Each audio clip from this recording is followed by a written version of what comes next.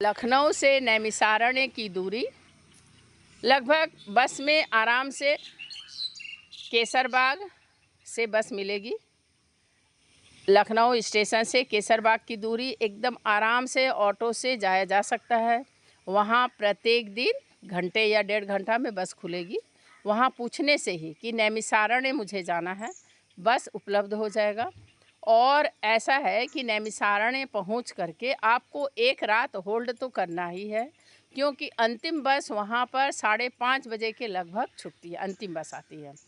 तो मैं अपनी यात्रा जब लखनऊ से मैं अपनी बहन प्लस फ्रेंड उसके घर गई थी, तो उसके हस्बैंड के माध्यम से मुझे पता चला कि यहीं पर हरिद्रोही है, हिरण्यकश्यप का जहाँ राजधानी है, प्लस प्रहलाद को जहाँ सताया जाता था और होलिका दहन जहाँ हुआ था।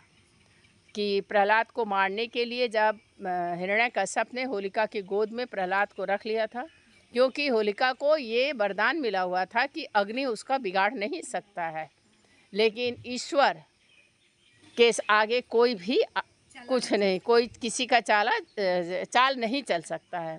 तो हिरण्यकश्यप तो सोचा कि प्रहलाद का अब तो मरना ही है, लेकिन हुआ क्या कि होलिका का ही दहन हो गया और प्रहलाद जीता जागता रह गया। तो उस स्थान का नाम हरिद्रोही है। हरिद्रोही यानी हरि को द्रोह करने वाला। तो मुझे बताया गया हरिद्रोही स्थान, और दूसरा स्थान बताया गया नैमिषारण्य। तो नैमिषारण्य वर्ड जो है, यहाँ पर सत्यनारायण भगवान का कथा यदि सुना जाए तो उसका महत्व बहुत ही ज़्यादा है। और मैं नैमिषारण्य का दर्शन करके आई, ऐसा अनुभव हुआ कि जैसे मैंने देवलोक में पहुंच गई। वहाँ दधीची मुनि, हाँ परमाणु जैसा, परमाणु से अनुभव होता है ना? एकदम कि देवलोक में पहुंच गई हूँ। अपने आप को भूल जाइएगा एकदम ऐसा लगा कि ये है, ये नहीं है। एकदम इतना अच्छा लगा कि वहाँ दधीची ऋषि मुनि का जो देवताओं जो वृत्रासुर नामक राक्षस से पीड़ित थे, तो जीता जागता दधीची मुनि के हड्डी से ही वज्र बना करके उसका दे दिए। तो दधीची मुनि का 4 धाम वहाँ भी है। तो वेद व्यास जहाँ रामायण की रचना हुई वो भी वहाँ है। और आपका जहाँ यज्ञ होता है, जो हमारे कश्यप मुनि, बहुत सारा चीज़ नैमिषारण्य में देखने लायक है।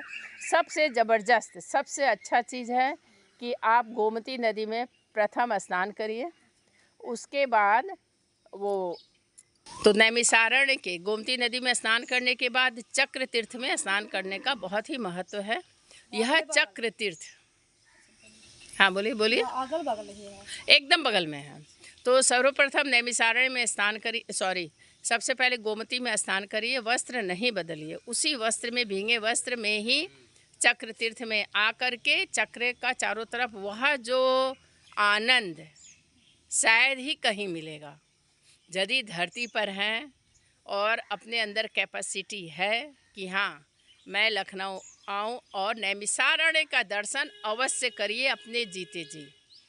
फिर जो अनुभव होगा उस अनुभव को दूसरों के साथ अवश्य ही शेयर करिए, ताकि अगला भी इस धरती पर ही देवलोक का आनंद ले सके। और चक्र तीर्थ में स्नान करने के बाद ललिता सिद्धपीठ है। ऐसा माना जाता है कि विष्णु भगवान जी नैमिषारण्य जो उत्तर प्रदेश के सीतापुर ज़िले में गोमती नदी वहाँ उसके तट पर स्थित नैमिषारण्य का जो चक्र तीर्थ है, इसका महत्व है।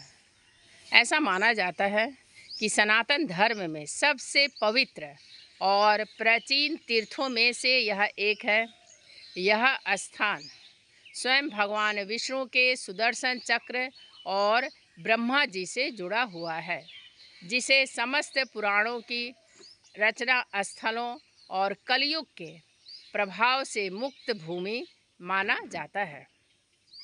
सुदर्शन चक्र का प्रभाव, पौराणिक कथा के अनुसार जब ऋषियों ने ब्रह्मा जी से एक ऐसे स्थान के बारे में पूछा जो कलयुग के प्रभाव से मुक्त हो और जहाँ वे एकाग्र होकर तप कर सके। तब ब्रह्मा जी ने अपना मनोमय चक्र पृथ्वी पर छोड़ा। जिस स्थान पर चक्र की ऐसी बाहरी परिधि गिरी और यह भूमि में धंस गया, वह स्थान चक्र तीर्थ कहलाया। इसी चक्र के